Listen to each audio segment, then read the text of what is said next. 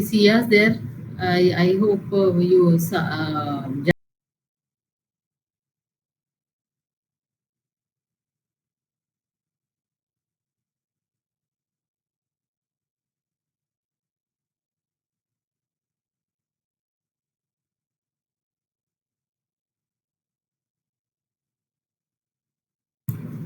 So I think we'll have the next class only on next Friday. We have till Wednesday your mid, isn't it? So the next class would be only on our coming Friday. So we'll continue with Unit 3.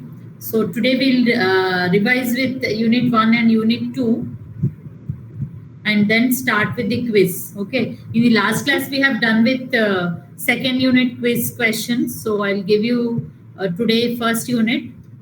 And not only these, do you remember I have forwarded you 25 questions of MCQs of Unit 1 and Unit 2, all of you? I think the CRs have forwarded and forwarded in the group 25 MCQs of Unit 1 and Unit 2. Jahnavi, I think you have done it. Yeah. So here, and even not only that, I think did you open the RST textbook in the Google, all of you? And you can open it in the Google where even refer this one after each chapter we have MCQs given in the textbook. So even learn that also, the MCQs that you have, fill in the blanks and MCQs that you have after each chapter from RST.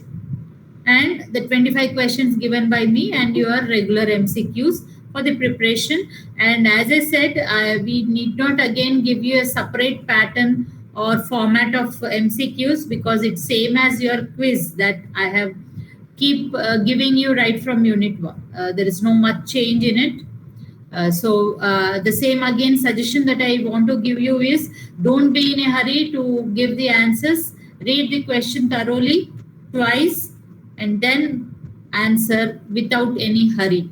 What it's actually is the question and then try to answer. Okay, so let's start with the revision of Unit 1. So how would be the questions is what I just want to tell you. So as the Unit 1 constitutes, can you see the screen, all of you? We have the syllabus on the screen. Is it visible? No, on the camera. Yes, ma'am. Okay. So here, this is what the syllabus that we have. You have Unit 1 and Unit 2 for your mids.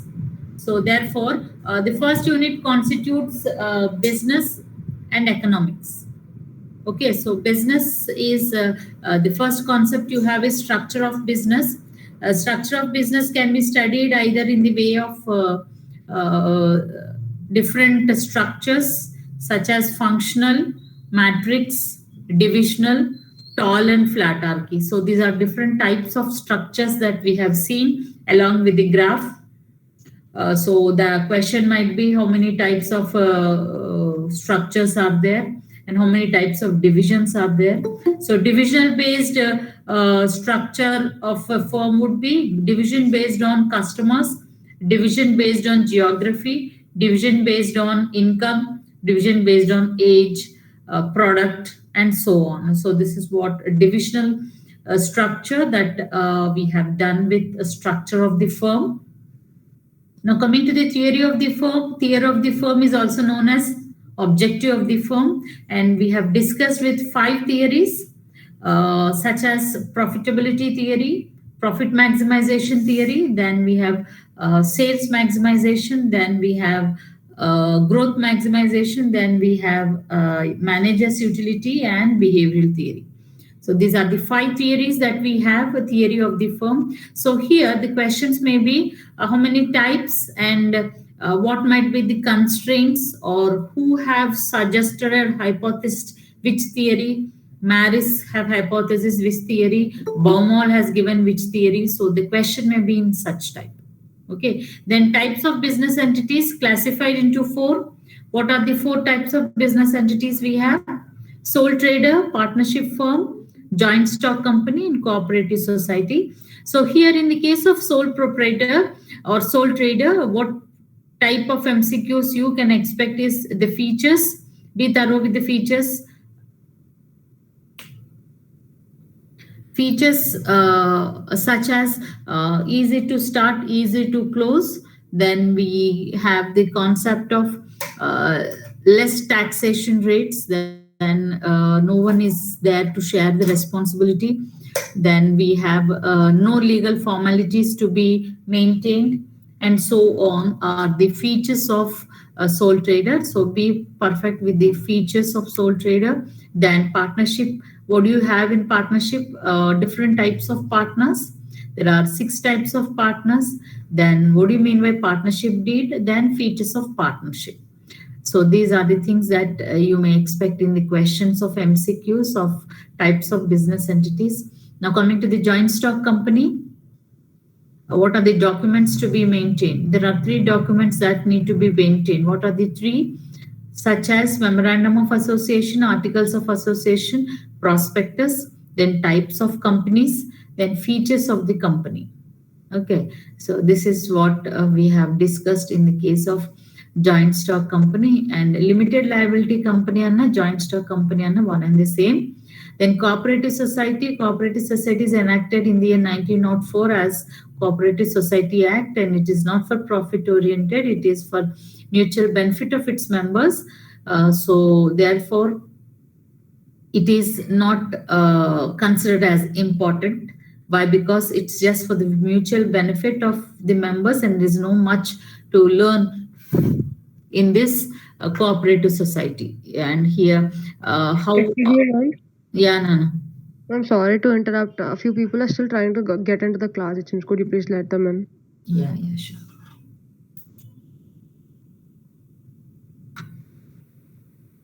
Okay, Nana? Yes, ma'am. Thank you. Yeah. So the types of business entities we have with a sole trader, partnership firm, joint stock company, and then cooperative societies, and limited liability company or joint stock company is one and the same. Now sources of capital. Sources of capital is again further classified into conventional and non-conventional. So may I know what do you mean by conventional and non-conventional as sources of capital? What comes in what? Anna, all are sleeping nicely after having a heavy lunch. Long-term conventional. Very good. Short and medium terms are not non-conventional. Non-conventional. And we have 6 in long term, and we have 4 in medium, and we have 4 in short term. So totally we have 14 forms of sources of capital. So here the questions may be regarding what might be these different sources of capital. So like for example, in the case of shares, how many types are there? So what do you mean by redeemable? What do you mean by convertible? Or what do you mean by cumulative, and so on? So this is what the expected questions that you may get as MCQs in business. Now coming to the economics. So economics is nothing but significance of economics is we have discussed, we have side headings, how important is the economics in the business for the decisions and for profits, for production and for forward planning and so on. So significance of economics. Then the next concept is micro and macroeconomics. So economics is classified into 2, micro and macro. Micro studies about decisions related to a single firm. Macro studies about decisions related to or concepts related to economy of a country. And examples of microeconomic concepts are profit related decisions, then production, pricing, and so on. Now coming to the macro, we have economy related to a country such as GDP, national income, employment, per capita income, personal income, gross value added, and so on are the various concepts that we study in macroeconomic concepts. So what are the various concepts might be the question, or how do you arrive at GDP, or how do you arrive at GNP, how do you arrive at NNP, how do I arrive at GNP, and so on. And here even, what is the formula for national income? So what constitutes C, consumption, what constitutes I, like that would be the questions related to national income, macroeconomic concepts and importance of national income. So, and here national income can be measured. How can be measured? It can be measured by way of flow of goods and services, by way of income, or by the way of expenditure. And as how the economy is divided into 5 sectors, such as fishing, mining, agriculture, large scale sector, small scale sector, service sector, and so on. So this is about national income. Now inflation, what do you mean by inflation? Consistent increase in price levels is known as inflation. It's not one-time increase in prices due to calamity or due to government or erratic changes. It's consistent increase in price levels is known as inflation. And here, how is money supply in inflation? So here we have 2 types of banks. What are the 2 types of banks that we have? Central bank and commercial bank. So central bank imposes restrictions over commercial banks to control inflation. And what are the steps taken by central bank to control money supply in the market during inflation? We have seen, isn't it? So see, we have a CRR, cash reserve ratio, we have SLR, statutory liquidity ratio, and so on, and or even selling and purchasing of securities, or increasing the concept of interest rate to commercial banks.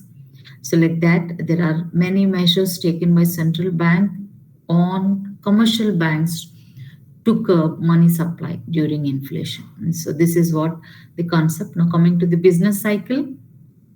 What do you mean by business cycle? There are 4 phases of business cycle. So in this, you have features of each phase. So what are the 4 phases we have? We have contraction, we have trough, we have expansion, and we have peak. 4 phases, and each has its own features. Like for example, in contraction, employers are ready to work, but there is no work. Producers are ready to produce, but there is no demand. Consumers are ready to buy, but there is no money. So these are the various features of each phase. And trough is the lowest point of economy, which is measured by way of GNP, that is gross national product, and which leads to next turning point of expansion. And here, what is the distance between, or time period between one loop with that of the other loop? So it's between 6 to 12 years. Like expansion may take 3 years, and again contraction may take 3 years, or it may take 6 years plus 6 years to 12 years. So 6 to 12 years is what from one loop to the other loop, and depending upon the nature and type of the business that the economy carries on. So this is about business cycle, features and phases of business cycle. And why is it important? I have missed with the national income importance. Why is it important to study the concept of national income of a country? National income helps us to identify the economic status of a country. It also helps us to identify which sector is providing more gross domestic product to the country, which sector is backward, which sector is in more form, and which state is of lacking, and which state is in forward, and which technology is applied, and so on. And it also facilitates comparison with one state with the other, and also it facilitates the comparison with one country with that of the other developed country. So, and here, and not only that, it also facilitates comparison with the previous year with that of this year, in order whether there is an increase or decrease in GDP. So what was the concept of GDP in last year? Was it increase or decrease in our country due to the pandemic? Decrease, ma'am. Decrease. It was -7%, isn't it? There was a fall of 37% in steel. There is a fall of 28% in cement, like that. Each industry production have fallen to a large extent, which led to a fall in GDP to -7%. So, which is an history of economy in India, where we have lost so much of money in the form of economy as in the form of in the case of market structures. Okay, so this is what concept of national income, money supply, national in inflation, business cycle, the features and phases of business cycle, then nature and scope. We have 8 subheadings of nature, right from close to micro, runs on the backdrop of macro, and so on. We have 8 nature. Then scope, we have 6, right from investment decision, demand decision, production decision, pricing decision. Like this, we have 6 side headings in the case of scope. So be perfect with the side headings and know what each concept is. Role of business economist. This is in general. You can even know how does a business economist provide his support towards the development of an business or a company. So this is not in separate, need to be discussed again. Now, multidisciplinary nature of business economics is nothing but economics cannot be studied as an individual, but it has congruence with many subjects such as statistics, mathematics, psychology, sociology, finance management, HR management, marketing management, like this. It's a congruence of many subjects. Therefore, we say it as multidisciplinary nature of business economics. Okay, so this is what about Unit 1. And I think most of you are sure of Unit 1 as we have even done Viva as Unit Test 1. And most of you have got good marks except few who didn't answer at all. I have given maximum 5 for all except few. Even for them, I have given you 4. Why? Because as there's a new subject and Viva in the new subject, where even terminology is also difficult, where you are at an elementary stage. Okay, so therefore, maximum all got 5 except few 4 to 5 got 4 marks. I didn't give less than 4 marks. So this is all about Unit 1, Nana. Any queries, any issues, any doubts in Unit 1? Please respond so that I'll move on to the next unit, Unit 2. No, ma'am, no doubts. So only... No doubts. Yeah, all of you? Clear, ma'am. All of you clear, Nana? Yes, ma'am. Yes, ma'am. Yeah. So shall I proceed to Unit 2? Yes, ma'am. Yeah, now going to the Unit 2. Unit 2 constitutes the demand and supply analysis. And in demand and supply analysis, you have elasticity of demand. And one more thing, Nana, I have just forgot one concept in this. You just take down in your notes. In the types of inflation, we have just forgot. I have forgot another 3 types. Just I was referring the other textbooks. I got 3 points. So just take down the 3 points. That is, do you have your books with you? Just open your books where you have written the running notes. Just take down there. There are another 3 types of inflation. The first one is creeping inflation. And normally before, while discussing, we have discussed 4 types, that is built-in inflation, demand pull inflation, cost push inflation, statutory inflation, and this is what the other types that I have come across. It's better you even take in your book. So creeping inflation refer to when inflation is less than 10%. Write down, put hyphen and write when inflation is less, show the less than sign, then write less than 10%. Okay, creeping inflation, put hyphen and write when inflation is less than 10%. Now, next one is galloping inflation. Galloping, galloping inflation. That is, write hyphen and write, that is when inflation is between 10 to 100%.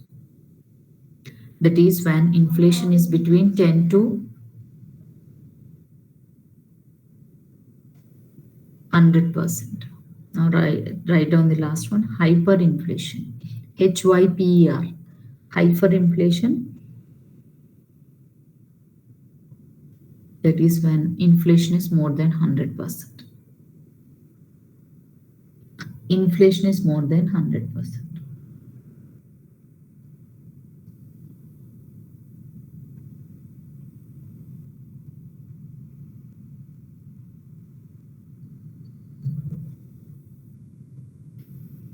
Is it fine, Anna? Did you take it down?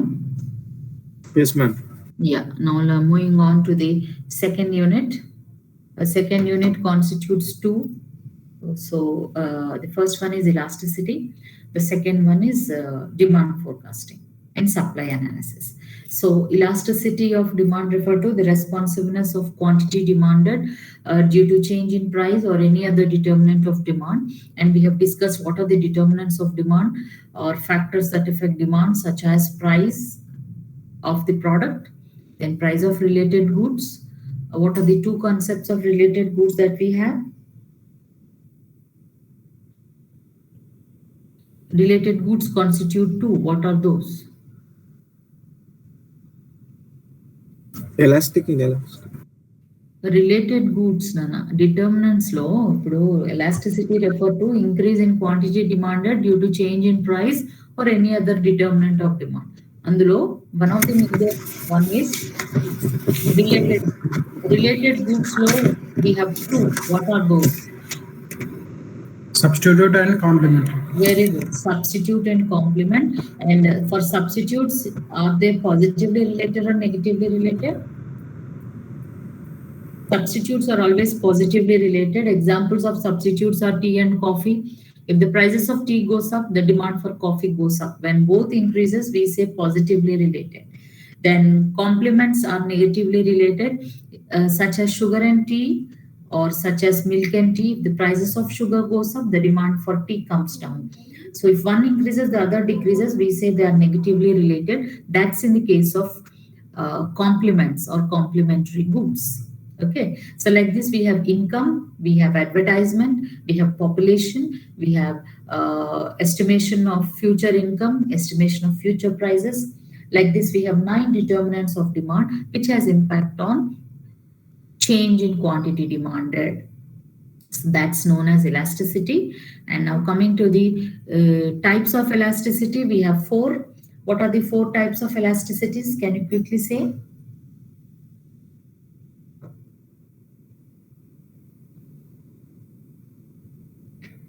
Perfectly elastic, perfectly inelastic. అందుకే నాన్న see this what perfectly elastic ఇవన్నీ measurement, these are not types. Price elasticity, Price, income elasticity, cross elasticity, advertising elasticity. advertisement elastic. ఇవి types. Don't get confused any topic. Every time the students will go wrongly because of this. Types of elasticity 4. That is price, income, cross, and advertisement. Types of measurement, then 5. Those are perfectly elastic, perfectly inelastic, relatively elastic, relatively inelastic, unity elasticity of demand. So don't get confused between types and types of measurement. Okay, so this is what, and please be perfect with the formulas. Like for example, in the case of price elasticity, the formula is Q2 minus Q1 by Q1 divided by P2 minus P1 by P1. So this is the formula for price. And in the case of income, I2 minus I1 by I1. In the case of cross, P2Y minus P1Y by P1Y, and P2Y is nothing but price after change in related goods. P1Y is before change in price of related goods. So and advertisement, A2 minus A1 by A1. So this is about the formulas that we have for types of elasticity. And measurement law, what are the first 2 do not really happen in the real-time market. Then the remaining 3 do happen in the real-time market. And this types also, each type we have, again, we have done the formulas, problems, isn't it? Each type we have done problems based on whether it is elastic, inelastic, or unity. Can you tell me when do we say elastic, inelastic, and unity elasticity? When elastic demand is greater than 1, it is Elastic. demand. Yeah, when the answer is greater than 1. And another important thing, we don't consider here negative sign, isn't it? So we see whether it's more than 1, then it is elastic. Less than 1, that is 0.99 onna, we say it as elastic, inelastic. Then if it is equal to 1, we say Unity elastic. Yeah. So this is about types, then measurement 5, then significance. How important is elasticity? Significance and importance are one and the same. Significance and the next one is factors affecting elasticity of demand in decision making. So here we have how many factors? We have 12 factors that affect the elasticity of demand. So don't get confused between factors affecting elasticity of demand and factors affecting demand forecasting. Okay, here we have 12. So don't get confused. Right from nature of the product, whether it is a luxury, whether it is necessity, or whether it is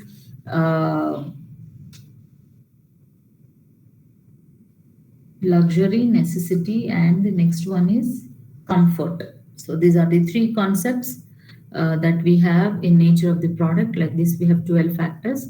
So be thorough with each side heading. Okay, this is about factors. Now coming to the demand forecasting. What do you mean by demand forecasting? Nana ikkada types of elasticity 4 unnai. Then there is another concept that you have in elasticity. Just take down. The first concept is point elasticity. What do you mean by point elasticity? Just take down. 2 points miss chesan nana nenu. Just take down. What do you mean by point elasticity? Take down. Point elasticity refers to elasticity computed at a single point. Refer to elasticity computed at a single point on the demand curve. Refer to elasticity computed at a single point on demand curve is known as point elasticity. Then the second one is arc, ARC, arc elasticity. Arc elasticity refer to elasticity computed between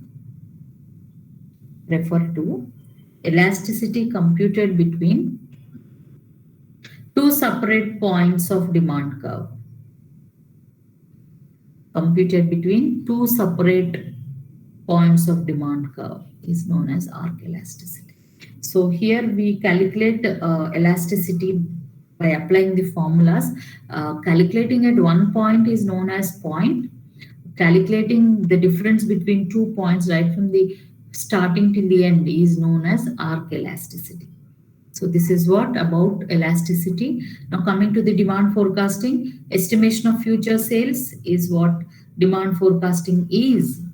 And here it's very important to have an accurate demand forecasting system in the company to plan its 4 M's. And what are the 4 M's that the company need to manage and plan?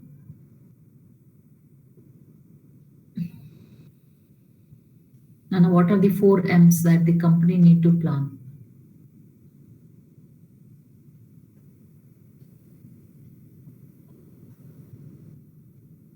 Shall I point out the names and ask you as a quiz or a viva? Men, material, money management. Money, is it Machinery. management or Machinery. machine? Machinery. Is it management or machine? Machine. Machine, isn't it? Man, material, money, and machine are the 4 M's. So once you know the number of units you will be able to sell, then you can plan your raw material, technology, that is machine, money, that is finance, men, that is the HR that you require for your manufacturing. So therefore, demand forecasting is nothing but estimation of future sales. Now, characteristics of good forecasting system, this I have given you in the notes. It's nothing but it should be accurate, it should be economical, it should be clear, it should be simple, it should be flexible. Like this, I have given you 6 characteristics of a good forecasting system. Then steps in demand forecasting, I have given you a flow chart. So just verify and revise what are the steps that you have by selecting the accurate and or apt method of demand forecasting. Now coming to the last one, methods of demand forecasting. So broadly classified into three: survey method, statistical method, and other methods. Survey method classified into two, that is survey of buyer's intention, survey of sales force. Survey of buyer's intention further classified into two, that is census method and sampling method. Census method covering each and every member in the population is known as census method. Census method is also known as total enumeration method. Then sample method is selecting as representative who represents the whole population in that particular area is known as sample method. Now survey of buyer intention is here the concept is as these people, that is the sales force, have direct contact with the consumers, so they better have the knowledge as to what is the perception of the consumers and what do they prefer to buy. So data would be taken from the sales force is known as survey of sales force. So this is survey method. Now statistical methods classified into four: trend projection method. Under this we have 5: trend line by observation, it's just to observe the line, how it's flowing. Then we have least square method. Least square method is nothing but we, based on the past data, we calculate certain things which best suits the formula. Then time series analysis is an multiplication or addition of four trends, that is trend, cyclic trend, seasonal trend, erratic trend. So it may be addition or multiplication of all these trends. So this is known as a time series analysis. Moving average is equal importance given to the past data and taking the average to predict the future is known as moving average. Then an improvisation of moving average is exponential smoothing, where more weightage is given for immediate past and less weightage is given to the distant past. So this is exponential smoothing. 5 methods in trend projection. Trend refer to past data. Now barometric technique, one set of data is used to predict the other set of data is known as barometric technique. Then simultaneous equation method, here all possible attributes are referred, not only one set of data, but it's improvisation of barometric technique. That simultaneous equation method considers all factors that influence the demand of a product. Then correlation and regression. Correlation refer to the degree of association between two variables, whether they are positively related or negatively related, such as advertisement and sales are positively related, then price and sales are negatively related, then income and sales are positively related. So the degree of association between two variables is known as correlation. Then regression is the degree of association between two attributes, whether they are dependent variable or independent variable. Like when we toss a coin, the first event is not dependent on the second event, so they are independent. The second one is dependent, such as sales and income are dependent variables. Advertisement and sales are dependent variables. So like that, we try to verify whether the attributes are dependent or independent variables. So this is known as statistical methods. Then other methods, expert opinion method, hiring an expert, either an agency or a expert, as he might be the professional who provides better information and who is unbiased towards the company, neither consumer. But we can't hold responsible the results in the case of expert opinion method. Each method has its own advantages and disadvantages. Test marketing is nothing but releasing the product to few set of loyal consumers, taking the review and feedback, and then release the product in the open market is known as test marketing. Then the next method is control experiment. Various changes would be made regarding the quality, quantity, the price of the products to suit the needs of the consumers, that is known as controlled experiment method. And the last one is judgmental approach. Here, when none of the methods suits your product or service, you can't just keep like that. So therefore, best knowledge with the best available data, the management would be taking the judgment as to how many units will I be able to sell in that particular year. So this is all about demand forecasting and its methods. Now coming to the supply analysis. What do you mean by supply? We have even law of demand. Law of demand is nothing but inverse relationship between price and quantity demanded. We have 4 exceptions. What are the 4 exceptions that we have in law of demand? Can anyone name? Exceptions of law of demand?